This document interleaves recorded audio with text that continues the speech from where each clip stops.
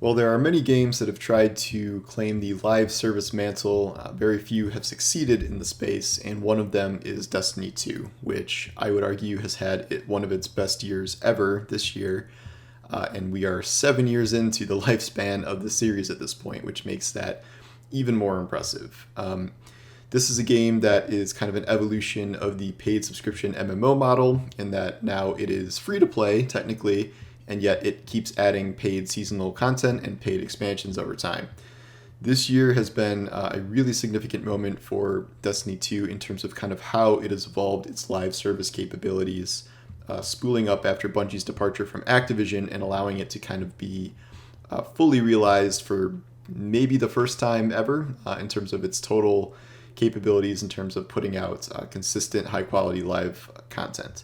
The results have been unavoidably obvious if you've been tracking kind of player count for the game. Each season has been more popular than the season before it this year. Interest in the game is kind of snowballing over time, and as kind of good word of mouth spreads about how the game is doing these days, more and more people are jumping in. Bungie says they have added an additional 20 million Guardians since the game went free to play or since they left Activision originally. So that's building on an already massive player base. The game is consistently one of the top 10 games in Steam these days, kind of just only below the staples that will never leave the tops of those charts, Dota and PUBG and things like that. But it is very high performing and has kind of cracked the live service code in a way that other games have not. We have seen many games kind of come and go, either as rather large failures like Anthem, or ones that just sort of fade eventually and never really truly get the live thing down. Like I would say the Division 2 did this well for a while, but is not really kind of at the same level as Destiny in terms of producing this content. And other games are just pretending like they're not live services at this point. Games like Borderlands and Outriders have specifically said they're not live service, and yet it's mostly just because they can't produce the same kind of consistent content as Destiny, and they're just trying to stick with a more traditional DLC expansion model, whereas Destiny has figured out live content in a way that has really worked. Destiny has really opened things up this year in terms of how they both tell stories and debut content in seasonal content offerings, where they have invested a ton of work into bolstering their story components, whereas previously you may have had one character have voice work over the course of a given season and everything else was kind of told in text format.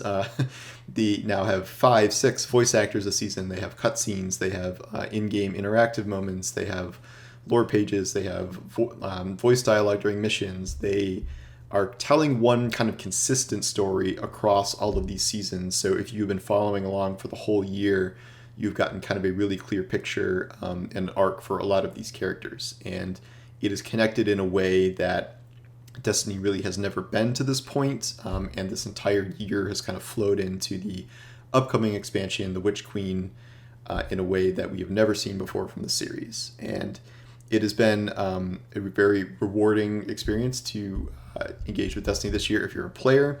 They have created a lot of great actual kind of physical content to do, a lot of great weapons, a lot of great activities. And then this season, they have made a number of huge changes that have gone over really well with the community in terms of sort of a renewed focus on PvP activities with a Trials of Osiris rework for their kind of higher end PvP content. And they introduced a number of kind of new systems to the game that are really, really engaging players. And this has been the sort of best year to play Destiny to date because of how much effort has gone into the seasonal content and what everyone believes is coming in The Witch Queen, which should be the game's most significant expansion to date. At least that's how it's shaping up to be.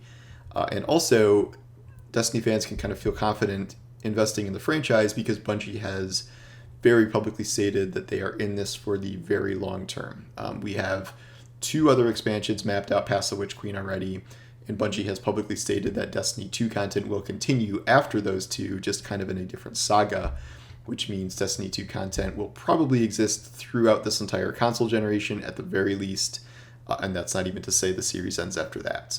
Bungie is expanding Destiny into multimedia. That is their kind of new project they're taking on. So we should see announcements for some sort of comic or novel or TV series or movie in the coming months and years. And the game has been such a success that it is kind of the backbone of the entire expansion of the company now, which will also make additional games coming up. But this is kind of the best state the game has ever been in terms of the volume of content it's producing and the quality of the seasonal content that we just don't see across many other games. The only kind of comparable offerings are paid MMO subscriptions like Final Fantasy XIV or the gacha-funded Genshin Impact, which is also, these games are also producing solid content, but Bungie is kind of unique in doing it with the model they have been in terms of no subscriptions, no loot box-like mechanics, something like that, just paid seasonal content and microtransactions, and it's kind of been very fascinating to watch this unfold over the past few years and see the game snowball both in terms of popularity and also the quality of content that's come out for it. So if anyone is looking at a live service model, it is definitely Destiny, and that does not seem like it's going to be slowing down anytime soon.